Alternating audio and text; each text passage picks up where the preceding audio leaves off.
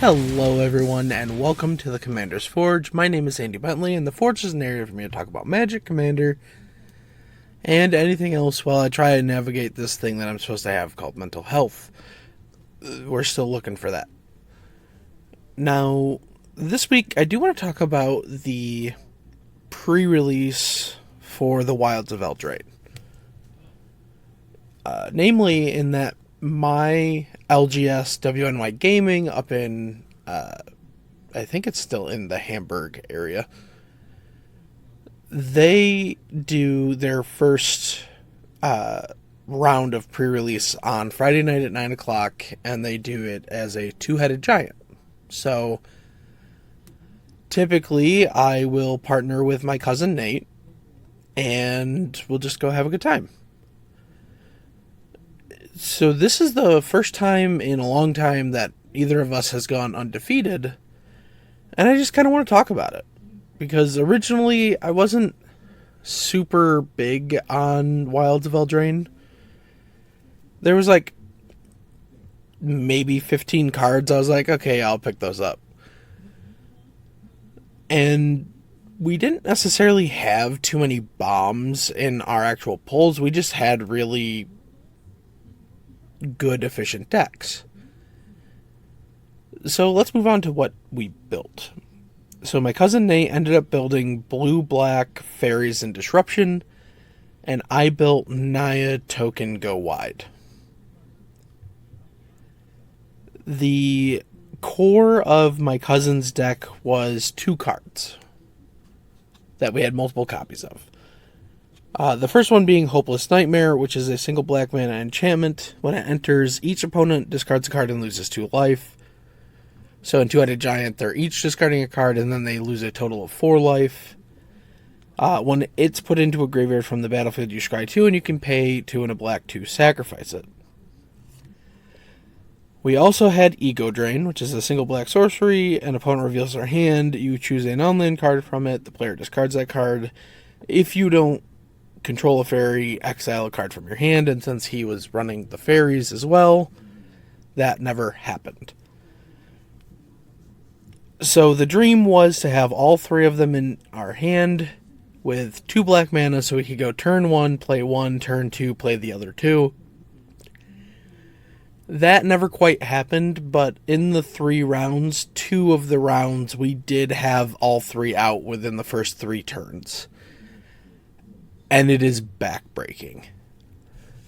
Now, let's move on to what I was playing. So, the core of my deck was the 2 Ash Party Crashers, which is a red and a white for a 2/2 legendary human peasant. It has haste and it has celebration. When they attack, if 2 or more non-land permanents enter the battlefield under your control this turn, you put a +1/+1 counter on Ash.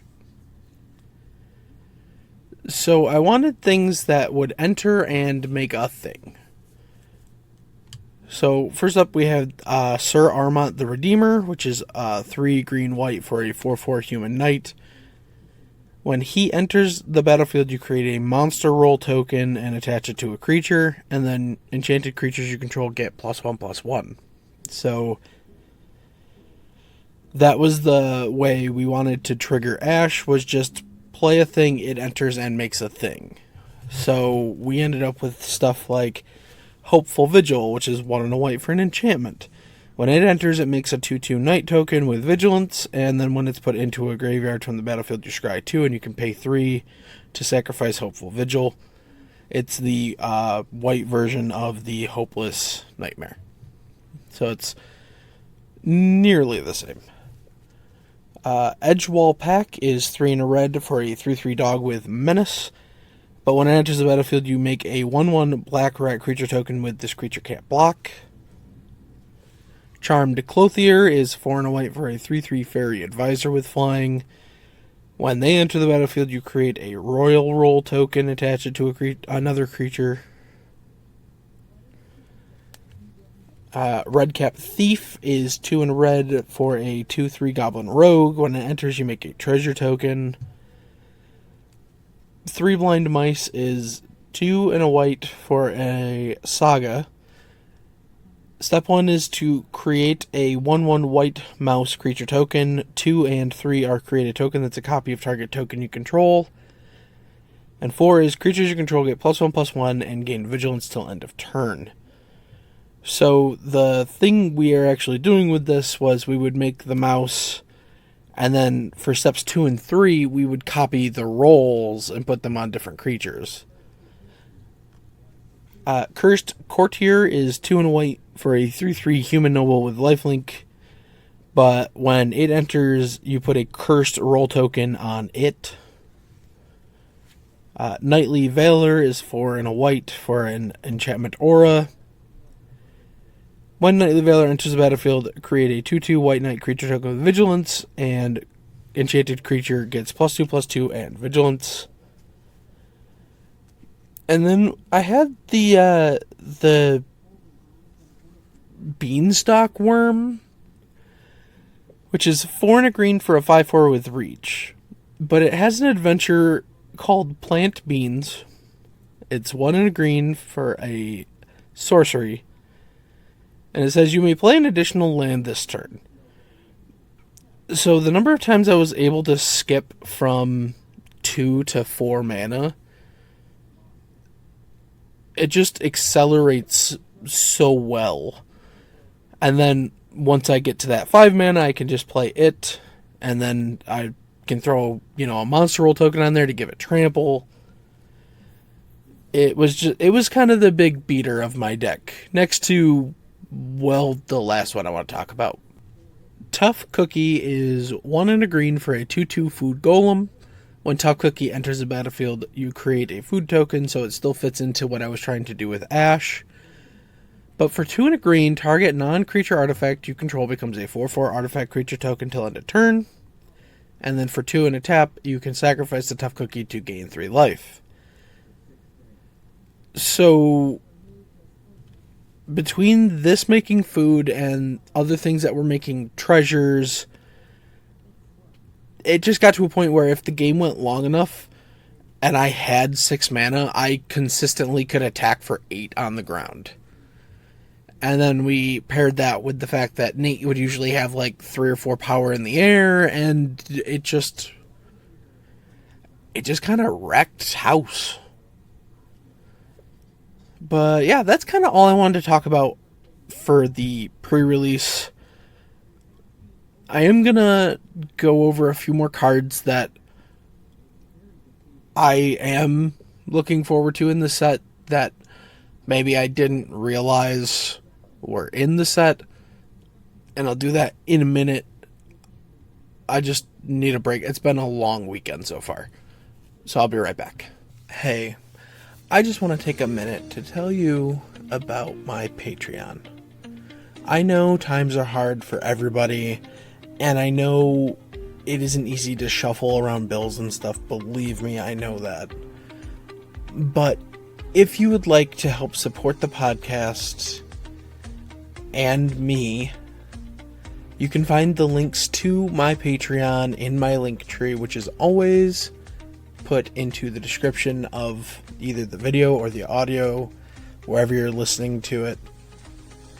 It would really mean the world to me. Honestly, I'm just struggling to make ends meet most weeks. But that's it. That's all. If you want to help, the links will be where you can find them.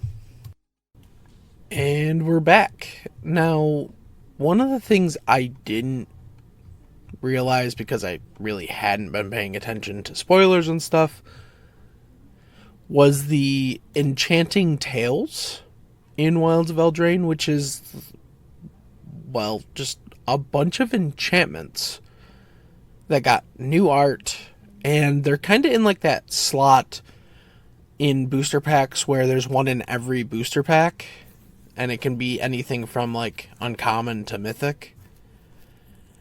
And I just want to talk about a few of those that, got reprinted. And I'm not going to go through all of them because there's a lot.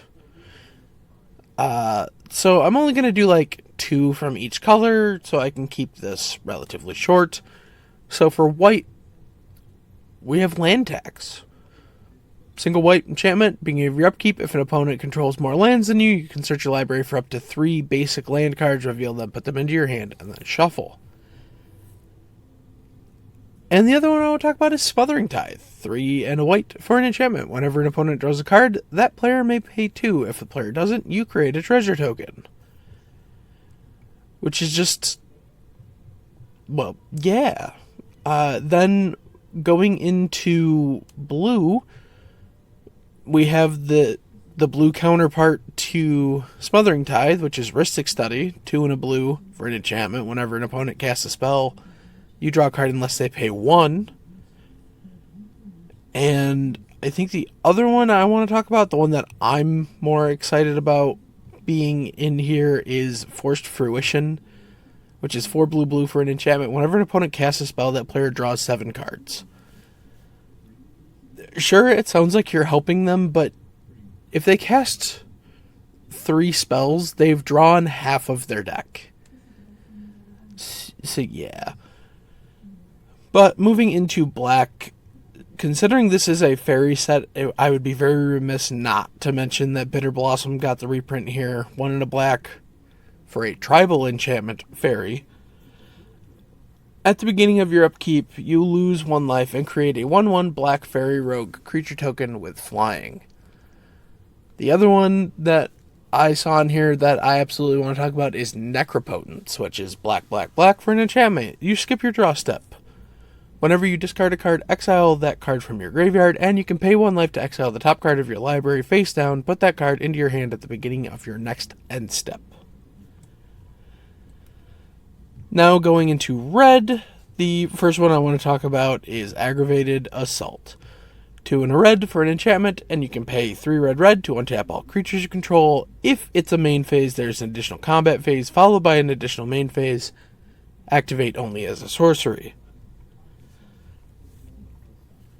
Now, the other one I think I want to talk about here is probably going to be the Sneak Attack, which is 3 and a red for an enchantment. You can pay a red to put a creature card from your hand onto the battlefield.